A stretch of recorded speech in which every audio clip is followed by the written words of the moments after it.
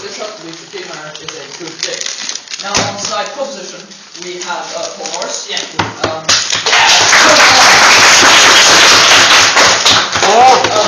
On the other side, arguing that gay marriage is detrimental to our society is Joachim Rubin. Now the way that we're going to do this is that we're going to have two speeches, one first from Paul and then from Joachim, and then we're going to take a few questions, and then what we'll do is we'll have rebuttal speeches afterwards. So, well, you might be quite confused because in the second speech, which is Joachim, he's not going to counter any of the points that he made in the first speech. He'll do that in the second speech. And to decide the winner, what we're going to do is we're going to take a preliminary vote, which is the second. And then we're going to do an after debate vote. So, you know, how your you vote on like how your views have changed. And whoever gets the biggest difference, that's a different view. Different view. Yeah. Seriously?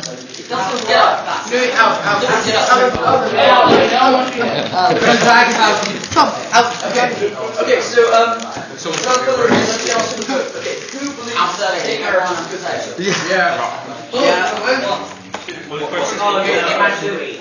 Wait, good thing.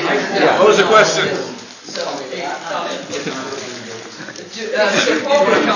Okay. It makes so if it's a good thing, keep your hands up. Keep your hands up really high so we count. 1, 2, 3, 4, 5, 6, 7, 8, 9, 10, 11, 12, 13. 14. 14. No, we're not. I wasn't abstaining. Not including you. All those opposed to gay marriage? Boom! And abstention seekers? We just won for the win. You'll have to put up the opposition to 3. Presumably Joachim. Well, no. Yeah, Joachim vote for himself. Oh, you included this vote. It may be the full changes. Okay. Louis, go away. Louis, go away. Louis, sit down. I would like you to actually respect the standing vote. Thank you. Okay, without further ado, let's proceed to the first speech in proposition of motion, Paul Morris.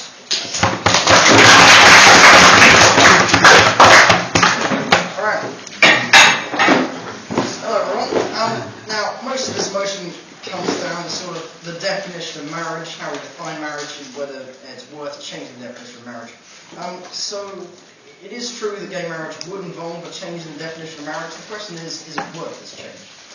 Now, I would argue that in a marriage, love is the most important factor above having two genders, or being able to raise children. I'll get to that later. In the past, there have been corruptions of this. Money has been an important factor in marriage in the past, and not many people objected to that then. So I don't see how this gay marriage is any worse. In fact, it's a lot better than having marriage corrupted by greed or anything other than love. Furthermore, if we were to not allow gay people to marry, then we should really not allow infertile people to marry. This is an argument that's made quite a lot. To be honest, I don't think it's that strong, but I'll put it out there. Now, marriage must be a mutual union of two humans that renders them capable of raising children. I accept that, except perhaps for the raising children as well. I might call that into question. And I don't think that gay marriage really challenges this unless gay love is different from heterosexual love, which I'm sure my opponent will suggest. Anyway, gay marriage has the potential to revitalise marriage, which is at the moment quite a fading institution. But by bringing it into the media quite a lot and allowing people to respect it a bit more. Now, a major argument here is one of commitment and fidelity of gay couples, and whether they are capable of having a stable marriage. I would say that they are, though I do accept the figures are quite convincing to the contrary. The fact that typically heterosexual relationships last 3 times as long as gay ones. I would argue this is more down to social factors than anything inherently about homosexual couples. The fact that there is so much stigma about homosexual relationships, whether they're a good thing or a bad thing. Opinion polls have been pretty much 50-50 on this until about the year 2000. when the view that homosexual relationships should be allowed became in the majority. And this social pressure has meant that it was difficult to sustain a relationship. Another factor that has led to the reduced length of relationships has been the lack of sort of social glue holding couples together, such as children and the very institution of marriage itself. Now you may say that the latter isn't that important, but it really is important to declare your love publicly, whereas otherwise it might be a very private thing and therefore very easy to break off. And so you might just break up a relationship at a time when it's difficult, where otherwise if you were married or had children, you would keep going and then recover. So this idea of raising children inevitably brings up the question of gay adoption, which will come into this debate. Now, you may say that, my opponent probably argue that you need a mother and a father to raise a child, but if you look at single parents, they're not significantly worse than heterosexual couples raising children. And the idea that gender balance is especially important is a questionable one. I mean, why?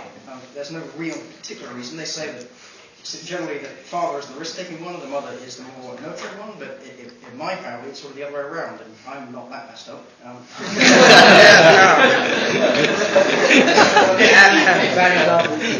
Maybe that's not a great argument, but anyway.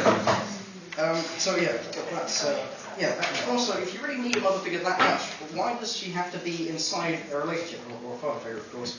They could be someone outside the relationship, who's just a friend. And with regards to adoption, they would obviously carry out proper checks to ensure the relationship is loving. Yes. Sorry, what? Oh, sorry. I didn't have anything to say. Oh, good. Yeah. And it takes a very long time to adopt, so a gay couple would have to have been together for quite a long time, and therefore would be likely to stay together for an equally long time if they were to adopt. With regards to fidelity, fidelity levels in some studies are extremely low, only about 5%. I would say this is also due to social pressure, though I accept that it might be challenging for marriage to continue with this, for marriages to be allowed these kind of figures. I think they're probably going to rise as social pressure is reduced, as gay marriage is accepted, and again, as gay couples will recognise that they will see fidelity as more important. But yes, that is a problem. Yes, and so I suppose the final point I'd like to make is that equality is quite an important thing, although I accept it has to be taken away sometimes. You have to have quite a good reason to do so, and I don't think that is a particularly good reason to take away the equality of the gay community.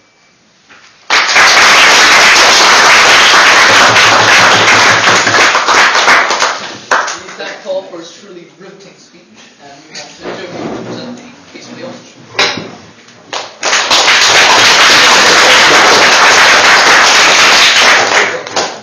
Gentlemen, I need to start with an essential statement, a rather tragic statement.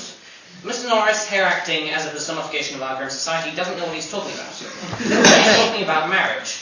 I must therefore start, not by talking about marriages, but by talking about perfect unions of two loving people.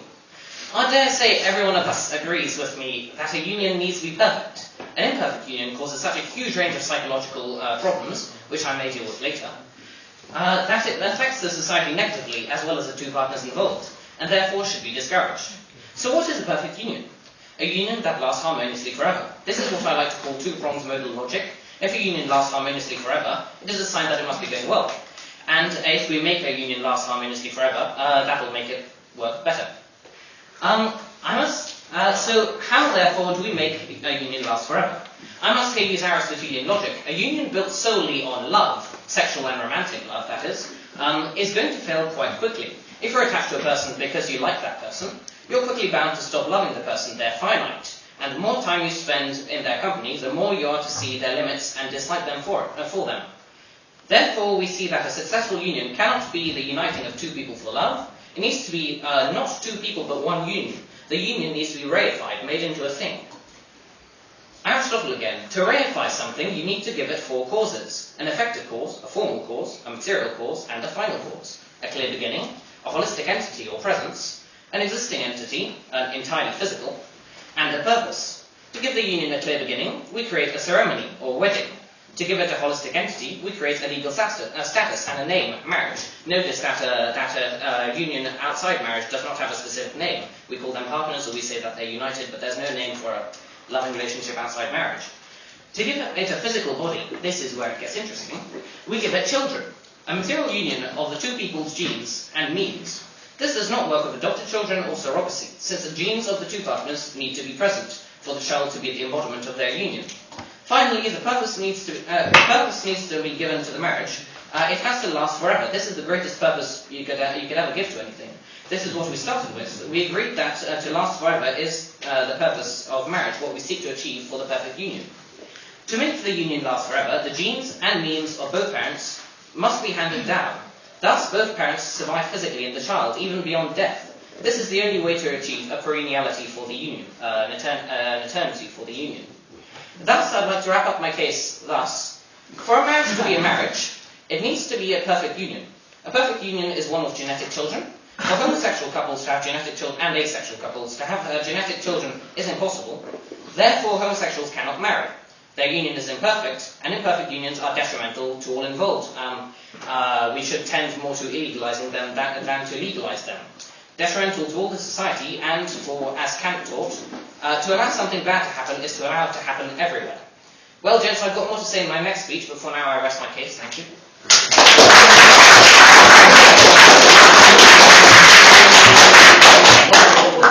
We thank Jürgen for that exceptional speech, delving deep into the metaphysical questions that question our reality. And now I think we should proceed on to questions, points, queries, anything that the audience may have, which the members will address in their speech. Yeah.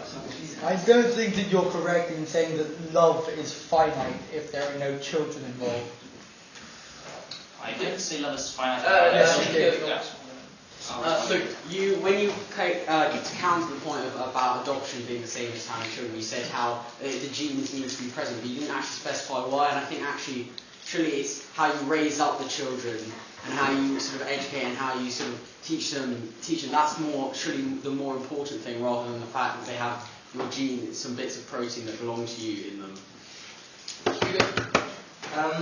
Considering you said that so long as the two genes are present, then that's fine. If you have a child that has the two genes from the two parents, then that's the basis for a loving relationship. If, as genetic science progresses, we're able to create that with two male genes, does that mean gay marriage can then be allowed? So there will be problems with the limits of science in terms of producing a child. Okay, any points for the proposition? If two gay men are in love with each other, why marry? Why not just be in an ever-loving partnership? And finally, I felt Mr. Rabin didn't address one of the queries that Paul was raising, which was that marriage has been modified for arranged marriage in the East or arranged for money, etc., etc. Why can't we then make another exception for gay marriage? this is for I'd just like to raise the point about children and potentially, gay partners, and how in modern society these days, a few people quite disgracefully look upon homosexuals as a disgrace to human, and they don't agree with their views. And being the offspring of one of those cannot put you in a good place in society, especially growing up in school, for example, in that sort of school environment. For Paul, I'd like you to talk a bit more about the point you raised about how this could revitalise the fading institution of marriage, because I felt that point was slightly underdeveloped, and if we could have some substantiation on that, I would be great. Could I answer his question? Can I one of the speakers? No, please keep quiet. Louis, come on. Someone else's question. Can I make a point? But he wanted to directly. Paul, I'd like to make a point to you, which is indirectly making a point to him. Okay, basically saying, in early 20th century history in America, there was segregation, and definitely the African American community was treated as below the white community. Would you then say that the African Americans should not have children? What? Thank you. Like, It's so crazy. Last point. Indirect to Joachim, mainly addressed to him. I'd just like to raise the point that you can use. Actually, I don't think we'll take that point. This is Okay. To Joachim, in response to Ben, surely it's a problem of society itself. So why should we punish these people who have done nothing wrong because there's a fault within society? Surely we should be focusing on fixing what society is actually, what's wrong with it. Remember, it's the speaker's decision whether to respond. Yeah, honestly, I completely agree with you, and I don't actually think Ben's point was any good. I don't want to answer any questions. To provide a framework perhaps for the second half of the debate, I'd like to point out that one thing, for instance, with single, you could point to the fact that you could say, hey look, there are a lot of single parents in estates, children from estates don't tend to do very well. But the answer is normally the situation where the single parent will turn up often doesn't provide a very good atmosphere for bringing up a child, because that results in a child. It's not the fact it's a single parent, it's purely the situation where the single parent exists. So, you could point to figures about gay parents being worse than children, but then surely that's because society looks down upon the gay parents, or there's some external factors affecting bringing up the child involving the fact that the parents are gay, rather than gay parents can't be parents. Well, we've taken quite a few points. Do you think? Do you need any more? Or If Ben's saying something entirely original, then I suppose. I just wanted to raise a point in address to maybe a few further questions that maybe directed to Joachim, that there needs to be a definite split between Joachim debating against gay people and the idea of homosexuality and the idea of gay marriage, because I think Joachim is going to make the point probably in his next speech, or has already made it, that there is this separation between people who oppose gay marriage. I think almost 100% of them will be all for homosexuality, and there's nothing wrong with that, but it's the marriage of the people, and that might deter a few of those questions, such as Louis before. Any last question? It's to both of you really, because do any of you have any sort of facts, statistic, or knowledge of how children brought up by gay marriages turn out, whether they turn out to be more biased towards, as in more homosexually orientated or not? I was just wondering if you had a similar. Okay, so let's. I have a really juicy. This will be very quick. I'd just like to point both speakers to a recent study of what I think was conducted in 2009, which showed that children of lesbian relationships did, on average, were statistically much more likely to do well in school and to apply themselves academically than children of heterosexual couples. So I just think that's interesting to have something we want to. Okay, thank you very much. So to open the closing speeches, should we have Joachim as the opposition member?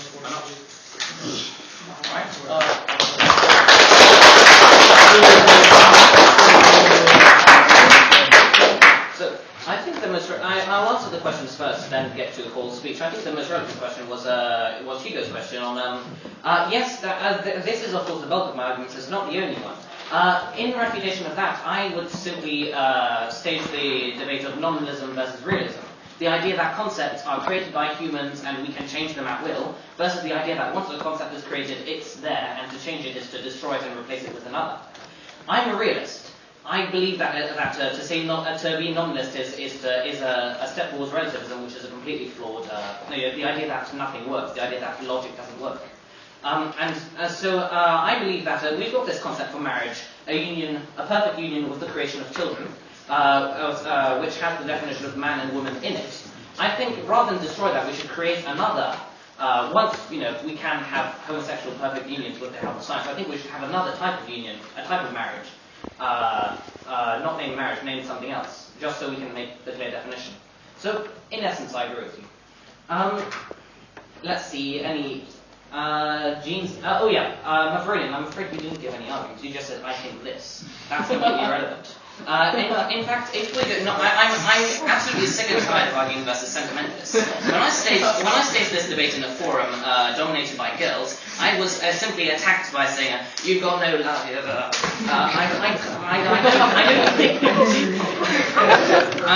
I know you think that. And not being sentimentalist, love is finite. Love officially dies in a heterosexual marriage after 7 years. Once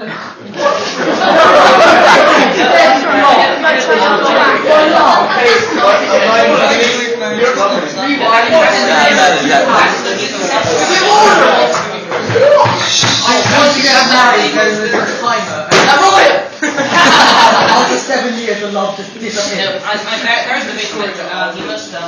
The most advanced time we have is roughly around 25. But no, that is the belief of the most advanced psychologists of love we have, like Professor Boggart, Professor Sudrin, and so on. Yes. So I know you think that it's not entirely relevant. Limits of science, yes, I accept. Oh yes, I'd like to address the point which Paul did before I launch myself into the rest of this thing about infertile couples. I completely agree with him that under my definition, infertile couples should marry, and I stick by that. In fact, the church does stick by that too, because as soon as you discover that you're infertile, you have an immediate right to divorce. And that's one of the few times in which you're allowed to divorce. Let's see. Now, I know homosexuals can have a longish loving union. That's not entirely relevant to what I said. Let's see what else. Fidelity, social pressure. Yes, I know homosexuals can be faithful to, although the studies show that for no more than 5 years. Incidentally, the longest sexual orientation in terms of love attachment is asexuality. That's quite interesting. Let's see.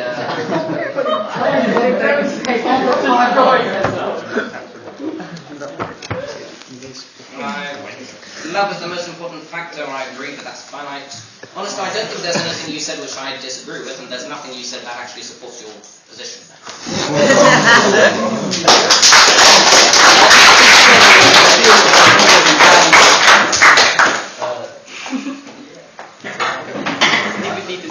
And to conclude the debate for side proposition and the debate as a whole, we welcome Paul Morrison.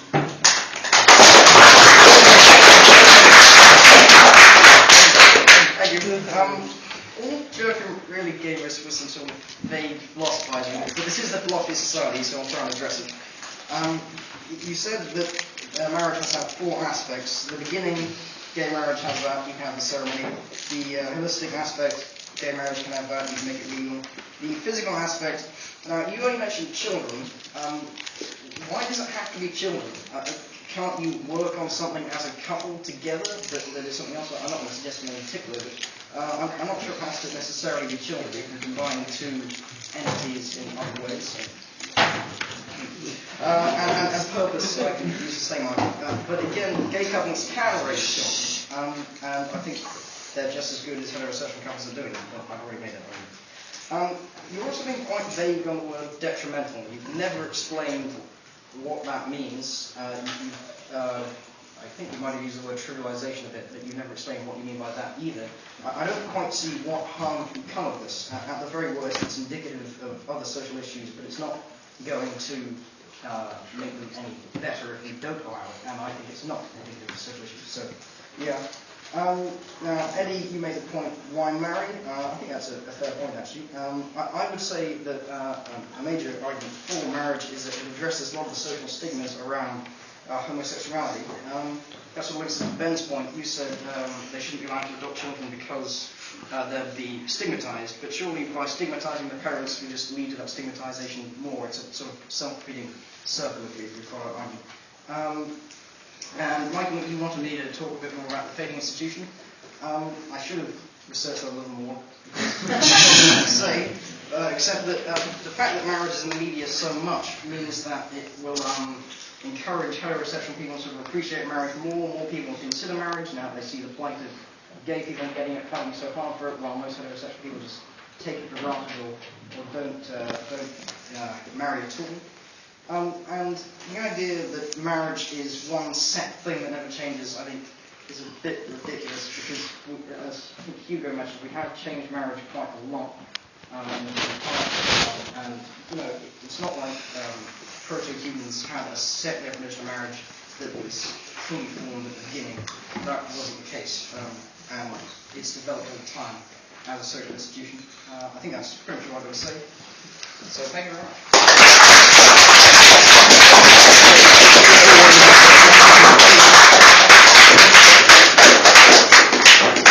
Thank you everyone for such an excellent debate, particularly Joachim and Paul.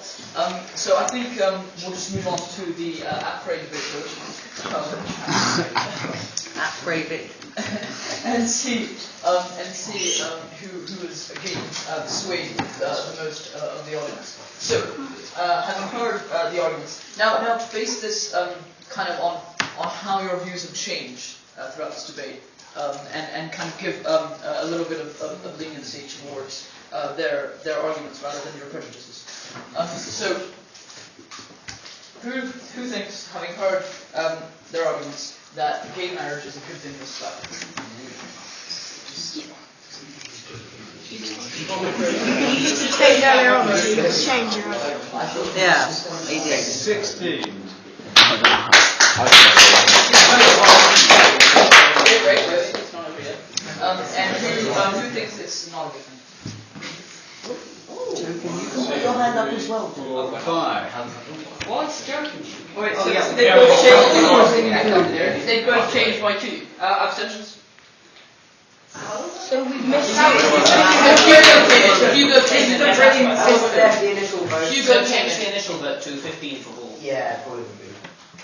Wait, no, change it to. What if Hugo Change it to 4 again. Brilliant. It was. Give Paul a vote. Just add an abstention.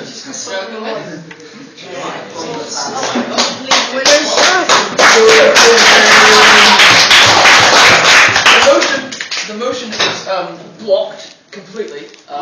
Sorry, the motion is passed completely. No, it's By- not blocked. by- It's just she's swayed on difference. No, but I mean, like in votes, it's it passes by a huge majority. But in terms of this debate, Joachim has actually won.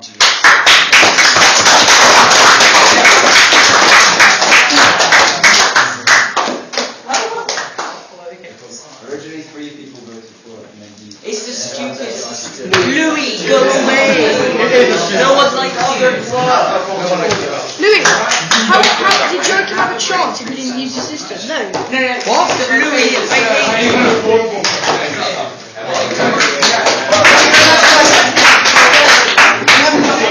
Set for next week, yes. So if anyone wants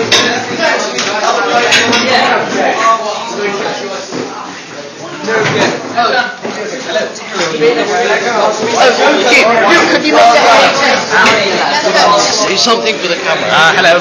Thank you. Go. Yes, we won. before you go, just one point 14.